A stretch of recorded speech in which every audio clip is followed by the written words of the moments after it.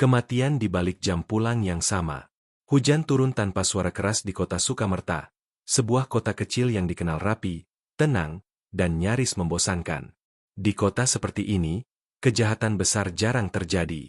Maka ketika Darmawan Pratama, seorang pengusaha properti ternama, ditemukan tewas di ruang kerjanya sendiri, seluruh kota seolah berhenti bernapas. Jenazah Darmawan ditemukan pada pukul 19.30, masih duduk di kursi kulit hitam di balik meja kayu mahoni yang selalu ia banggakan. Tidak ada tanda perlawanan. Tidak ada luka tembak. Hanya sebuah bekas tekanan di leher dan jam dinding yang berhenti tepat di pukul 18.10. Waktu yang terlalu rapi untuk sebuah kematian.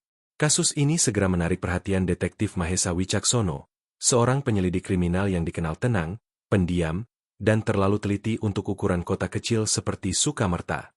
Mahesa bukan tipe detektif yang mengandalkan intuisi liar. Ia mempercayai pola, kebiasaan, dan kesalahan kecil yang sering dianggap sepele oleh orang lain. Sejak awal, kasus ini terasa aneh bukan karena cara Darmawan meninggal, melainkan karena siapa saja yang berada di gedung itu pada jam yang sama. Gedung kantor Darmawan hanya memiliki 5 orang yang tersisa setelah jam kerja. Rendra, kepala keuangan yang tengah diaudit. Lina, sekretaris pribadi yang baru saja mengajukan pengunduran diri. Bimo, rekan bisnis lama yang terlibat sengketa proyek. Surya, satpam malam yang menggantikan shift lebih awal. Dan Nadia, adik tiri Darmawan yang mengelola arsip perusahaan. Kelima orang itu memiliki alasan untuk berada di gedung. Lebih mencurigakan lagi, kelimanya pulang hampir bersamaan, antara pukul 18.05 hingga pukul 18.15. Jam pulang yang sama, koridor yang sama, dan lift yang sama. Mahesa tidak langsung mencari siapa yang paling membenci Darmawan. Ia justru mengamati reaksi mereka. Dalam waktu kurang dari 24 jam, sesuatu yang menarik terjadi. Mereka mulai saling menuduh tanpa diminta. Rendra menyinggung konflik proyek dengan Bimo. Bimo menyebut tekanan emosional Lina.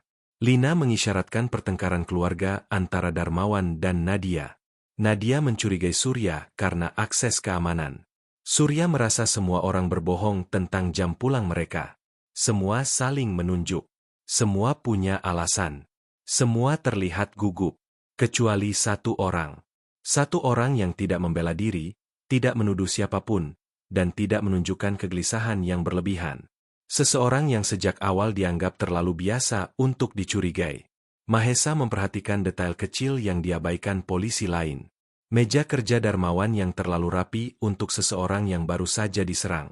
Ponsel korban yang diletakkan terbalik. Dan secangkir kopi dingin yang tidak tersentuh di sudut meja. Kopi yang hanya dibuat oleh satu orang di gedung itu setiap sore. Di balik hiruk-pikuk tuduhan dan emosi, Mahesa mulai memahami satu hal. Kasus ini tidak dibangun oleh kebencian, tetapi oleh kebiasaan. Dan pelaku bukanlah orang yang paling keras dituduh, melainkan orang yang tidak pernah masuk dalam daftar kecurigaan siapapun. Saat Mahesa meninggalkan gedung malam itu, hujan masih turun pelan. Ia tahu, begitu semua orang selesai saling menuduh, kebenaran akan muncul dari arah yang paling sunyi. Dan saat itu tiba, tak seorang pun akan siap menerimanya. Gedung yang mengingat lebih banyak dari manusia. Pagi berikutnya, gedung kantor Darmawan Pratama kembali dibuka.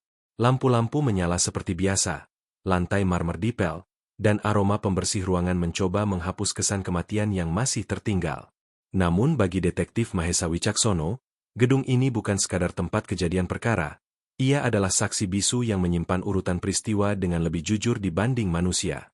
Mahesa memulai penyelidikan bukan dari ruang kerja korban, melainkan dari pola aktivitas harian gedung. Ia meminta rekaman CCTV, catatan akses kartu, serta jadwal kebersihan. Bukan hal-hal dramatis, tetapi rutinitas yang jarang berubah. Dari sinilah Mahesa biasa menemukan kejanggalan. Rekaman menunjukkan sesuatu yang menarik. Antara pukul 17.45 hingga pukul 18.20, tidak ada pergerakan mencolok. Semua terlihat normal. Namun justru disitulah masalahnya. Terlalu normal. 5 orang berada di lantai yang sama, tetapi pergerakan mereka nyaris tidak tumpang tindih. Seolah-olah seseorang dengan sengaja mengatur agar tidak terlihat bertemu siapapun. Mahesa mencatat satu kebiasaan penting, Darmawan selalu menerima laporan keuangan harian pada pukul 18. Laporan itu biasanya diserahkan secara langsung, bukan lewat email. Namun hari itu, laporan tersebut ditemukan sudah berada di meja sebelum Darmawan meninggal. Artinya, seseorang masuk ruang kerja sebelum pukul 18, lalu pergi tanpa meninggalkan jejak mencolok. Penyelidikan kemudian bergeser pada barang-barang kecil. Secangkir kopi dingin kembali menarik perhatian Mahesa. Dari hasil pemeriksaan, kopi itu dibuat sekitar pukul 17.30. Bukan waktu yang aneh, kecuali satu hal. Darmawan tidak pernah minum kopi setelah pukul 5 sore karena masalah lambung. Kebiasaan ini diketahui hampir semua pegawai lama. Lalu mengapa kopi itu ada di sana? Mahesa juga memperhatikan jam dinding yang berhenti di pukul 18.10. Bukan rusak, bukan kehabisan baterai. Jam itu dihentikan secara manual. Sebuah tindakan sederhana, tetapi penuh makna. Seseorang ingin waktu kematian terlihat lebih spesifik daripada yang sebenarnya. Ketika Mahesa menyatukan potongan ini, satu kesimpulan awal muncul. Pembunuhan terjadi tanpa emosi berlebihan, tanpa kepanikan, dan tanpa kekerasan terbuka. Pelaku tahu apa yang dilakukan dan tahu apa yang perlu disembunyikan. Sementara itu, kelima orang yang berada di gedung mulai menunjukkan perubahan sikap. Tuduhan tidak lagi sekadar sindiran. Mereka mulai mengingat-ingat pertengkaran lama, transaksi yang belum selesai, dan kata-kata kasar yang pernah diucapkan Darmawan. Semua berusaha menjelaskan mengapa orang lain pantas dicurigai. Mahesa justru memperhatikan satu pola yang terbalik. Orang-orang yang paling sering disebut sebagai tersangka terlihat semakin tertekan. Sementara satu orang tetap menjalani hari seperti biasa, datang tepat waktu, pulang tepat waktu, dan tidak mencoba memengaruhi arah penyelidikan. Bagi Mahesa, ketenangan seperti itu bukan bukti kepolosan, melainkan indikasi penguasaan situasi. Di ruang arsip, Mahesa menemukan berkas lama tentang proyek properti yang gagal 10 tahun lalu. Proyek ini tidak pernah disebut dalam konflik terbaru, tetapi menyebabkan kerugian besar yang ditutup rapat dari publik. Nama-nama di dalamnya familiar, kecuali satu yang kini memiliki posisi yang sangat dekat dengan Darmawan. Saat Mahesa menutup map itu, ia menyadari sesuatu yang lebih mengganggu daripada pembunuhan itu sendiri. Motifnya tidak akan ditemukan dalam pertengkaran terakhir, melainkan dalam kebiasaan lama yang dibiarkan tumbuh tanpa disadari. Kasus ini bukan tentang siapa yang paling marah, melainkan siapa yang paling sabar menunggu. Dan Mahesa mulai yakin, orang yang selama ini dianggap paling aman, justru sedang berdiri paling dekat dengan kebenaran yang ingin disembunyikan. Kesalahan kecil yang terlalu rapi. Detektif Mahesa Wicaksono memahami satu hal penting dalam setiap penyelidikan besar. Pelaku yang cerdas jarang membuat kesalahan besar. Mereka justru tergelincir pada detail kecil yang terlihat sepele. Detail yang tidak akan diperhatikan kecuali seseorang sengaja menunggu dengan sabar. Mahesa mulai mengubah pendekatannya. Ia tidak lagi mencari bukti baru secara agresif.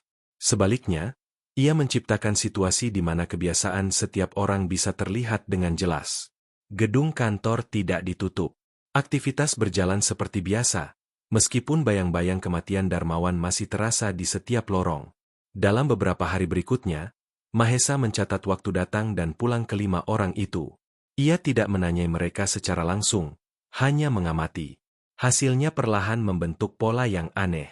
Rendra sering pulang lebih malam, seolah ingin terlihat sibuk dan terbebani. Lina beberapa kali terlihat gugup saat melewati ruang kerja Darmawan, langkahnya selalu dipercepat. Bimo mulai jarang datang, menghindari gedung seolah tempat itu bisa menyeretnya ke masalah lebih dalam. Surya, sang satpam, justru terlalu berhati-hati, memeriksa setiap sudut dengan ketelitian yang berlebihan. Namun satu orang tetap konsisten tanpa perubahan. Jam datangnya sama, jam pulangnya sama. Tidak ada ekspresi takut, tidak ada upaya menarik perhatian, dan tidak ada cerita berlebihan tentang hari itu. Mahesa kemudian melakukan pemeriksaan ulang terhadap laporan forensik. Hasilnya memperkuat kecurigaannya. Penyebab kematian Darmawan adalah tekanan kuat di leher yang dilakukan dari belakang, tanpa perlawanan berarti. Posisi tangan korban menunjukkan ia tidak menyadari bahaya hingga napasnya terhenti. Ini hanya mungkin terjadi jika korban mempercayai orang yang berada di belakangnya. Kepercayaan adalah kunci. Mahesa menelusuri kembali rutinitas Darmawan selama 6 bulan terakhir. Ia menemukan bahwa Darmawan memiliki kebiasaan baru, menerima laporan atau dokumen tertentu secara langsung di sore hari, bahkan setelah jam kerja. Kebiasaan ini tidak dilakukan untuk semua orang. Hanya satu orang yang rutin berada di ruang kerjanya pada jam-jam tersebut tanpa membuat janji resmi. Orang itu tidak pernah tercatat dalam buku tamu karena memang tidak perlu dicatat. Sementara itu, berkas proyek lama yang ditemukan Mahesa mulai membuka lapisan lain dari kasus ini. Proyek gagal 10 tahun lalu ternyata menyingkirkan satu pihak penting, seseorang yang seharusnya mendapat bagian kepemilikan, tetapi namanya dihapus melalui keputusan sepihak Darmawan. Tidak ada gugatan hukum, tidak ada konflik terbuka, hanya kesepakatan diam yang merugikan satu pihak secara perlahan. Orang yang dirugikan itu kemudian tetap berada di sekitar Darmawan, bekerja dengannya, bahkan membantu menjaga stabilitas perusahaan. Dari luar, hubungan mereka terlihat normal, profesional, dan tanpa masalah. Mahesa menyadari betapa sempurnanya posisi itu. Tidak ada kemarahan terbuka. Tidak ada motif yang mudah dibaca. Hanya waktu dan kesabaran. Kesalahan kecil mulai terlihat ketika Mahesa meminta semua orang menjelaskan ulang aktivitas mereka di hari kematian Darmawan, kali ini secara tertulis. Bukan untuk menguji ingatan, melainkan konsistensi. 4 laporan memiliki perbedaan kecil yang wajar. 1 laporan terlalu rapi, terlalu presisi, terlalu konsisten dengan versi awal. Bagi Mahesa, itu bukan tanda kejujuran. Itu tanda seseorang sudah berlatih. Mahesa kini hampir yakin. Pelaku bukan orang yang terbawa emosi, bukan pula yang tertekan oleh tuduhan.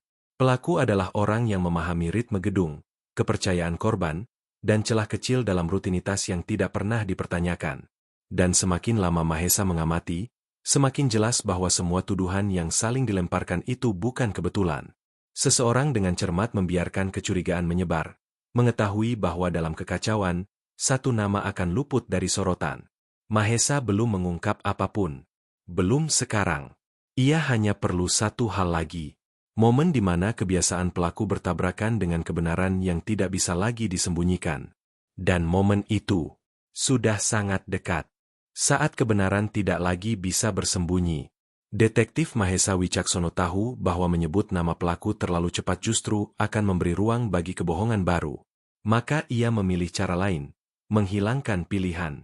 Ia membuat semua jalur pelarian terasa sempit, hingga hanya satu kebenaran yang tersisa. Mahesa meminta audit internal perusahaan dipercepat. Alasan resminya adalah menelusuri kemungkinan motif finansial. Namun tujuan sebenarnya jauh lebih sederhana, mengganggu ritme orang-orang yang selama ini merasa aman. Audit membuka kembali berkas-berkas lama yang tidak pernah disentuh, termasuk dokumen proyek gagal 10 tahun lalu yang sebelumnya hanya berupa arsip berdebu. Tekanan mulai terasa. Rendra terlihat semakin terpojok oleh angka-angka yang tidak beres. Tetapi ketidakteraturan itu justru membuktikan satu hal. Ia tidak punya waktu dan ketenangan untuk merencanakan pembunuhan rapi seperti yang terjadi pada Darmawan. Lina mulai diperiksa terkait pengunduran dirinya. Tetapi alasan kepergiannya ternyata sudah direncanakan jauh sebelum hari kematian itu. Bimo pun terbukti berada di luar gedung lebih lama dari yang ia akui. Kesalahan yang fatal untuk alibi, tetapi tidak cukup kuat untuk menjelaskan metode pembunuhan. Surya, sang satpam, sempat menjadi fokus utama polisi lain. Namun Mahesa segera menyadari bahwa akses Surya justru terlalu luas dan terlalu tercatat.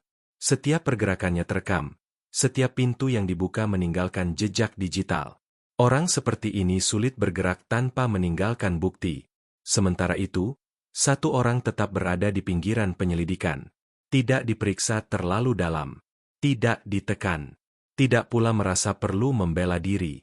Seolah kasus ini hanyalah gangguan kecil dalam rutinitas hariannya. Mahesa kemudian kembali ke ruang kerja Darmawan, kali ini dengan fokus berbeda. Ia memperhatikan susunan barang yang tidak berubah sejak malam kematian itu. Meja terlalu rapi. Kursi terlalu dekat dengan meja. Posisi ini bukan kebiasaan Darmawan saat bekerja sendirian. Ia selalu menarik kursi sedikit ke belakang ketika bangkit berdiri. Artinya, seseorang mendekat dari belakang ketika Darmawan sedang duduk dan mencondongkan tubuh ke depan, kemungkinan sedang membaca dokumen. Sebuah posisi yang hanya aman jika Darmawan merasa tidak perlu waspada. Mahesa juga menemukan bahwa laporan keuangan sore itu dicetak ulang menggunakan printer di ruang arsip, bukan printer utama kantor. Hal ini terlihat dari kode mesin di sudut kertas. Ruang arsip bukan tempat umum. Tidak semua orang punya alasan berada di sana sore hari. Ketika Mahesa mencocokkan waktu pencetakan dengan catatan listrik gedung, ia menemukan jeda singkat sekitar 10 menit di mana hanya satu area yang aktif, ruang arsip dan koridor menuju ruang kerja Darmawan. Potongan terakhir datang dari hal yang hampir diabaikan, jadwal kebersihan. Petugas kebersihan biasanya masuk pukul 18.30. Namun hari itu, lantai di sekitar ruang kerja Darmawan sudah bersih saat jenazah ditemukan. Seseorang membersihkannya lebih awal, dengan pengetahuan tentang jadwal tersebut. Pengetahuan semacam itu tidak dimiliki oleh semua orang. Mahesa kini tidak lagi meraba-raba. Ia melihat gambaran utuh. Orang yang mengetahui kebiasaan Darmawan. Orang yang bebas keluar masuk ruang arsip. Orang yang paham jadwal gedung. Dan orang yang cukup dekat untuk tidak menimbulkan kecurigaan. Sore itu, Mahesa mengumpulkan semua orang di ruang rapat. Ia tidak menyebutkan tuduhan. Tidak pula menunjukkan bukti. Ia hanya memaparkan ulang kronologi kejadian dengan sangat rinci, termasuk detail yang seharusnya hanya diketahui pelaku. Saat ia menyebut tentang printer ruang arsip dan pembersihan lantai lebih awal, satu reaksi kecil muncul, terlalu cepat untuk disembunyikan, terlalu spontan untuk direkayasa. Itu sudah cukup. Mahesa tahu. Kebenaran telah kehabisan tempat untuk bersembunyi. Dan malam itu, ia bersiap mengakhiri permainan sunyi yang telah berlangsung terlalu lama. Orang yang tidak pernah dicurigai. Ruang rapat itu terasa lebih sempit dari biasanya. 5 orang duduk berjajar, masing-masing dengan beban pikiran yang berbeda. Mereka datang dengan keyakinan bahwa penyelidikan akan berakhir pada salah satu dari mereka yang selama ini saling dituduh. Tidak ada yang menyadari bahwa permainan sebenarnya telah selesai bahkan sebelum mereka duduk. Detektif Mahesa Wicaksono berdiri di ujung meja, membuka berkas terakhir tanpa terburu-buru. Ia tidak memulai dengan tuduhan, melainkan dengan rangkaian kebiasaan. Ia menjelaskan bagaimana Darmawan Pratama adalah orang yang sangat terikat rutinitas. Jam kerja yang konsisten, jam minum kopi yang selalu sama, cara duduk, cara membaca dokumen, hingga kebiasaannya mempercayai orang-orang tertentu tanpa perlu formalitas. Semua kebiasaan itu, menurut Mahesa, justru menjadi celah paling berbahaya. Mahesa kemudian mengurai kembali malam kematian Darmawan. Pembunuhan terjadi sebelum pukul 18.10. Jam dinding dihentikan untuk mengarahkan fokus pada waktu pulang yang seragam. Kopi diletakkan untuk menciptakan kesan Darmawan masih bekerja seperti biasa. Lantai dibersihkan lebih awal untuk menghilangkan jejak langkah. Semua dilakukan dengan tenang, tanpa tekanan emosi. Ini bukan tindakan orang yang sedang marah. Ini tindakan orang yang sudah lama bersiap. Mahesa lalu membuka berkas proyek lama yang gagal 10 tahun lalu. Proyek itu menjadi titik balik segalanya. Dalam proyek tersebut, satu nama dihapus dari kepemilikan melalui keputusan sepihak Darmawan. Tidak ada keributan, tidak ada gugatan. Orang itu tetap bertahan di perusahaan, menerima posisi yang tampak penting, tetapi sebenarnya kehilangan hak terbesar dalam hidupnya. Orang itu adalah Nadia. Sebagai adik tiri, Nadia tidak pernah dicurigai. Ia dianggap bagian keluarga, pengelola arsip yang pendiam, orang yang selalu berada di balik layar.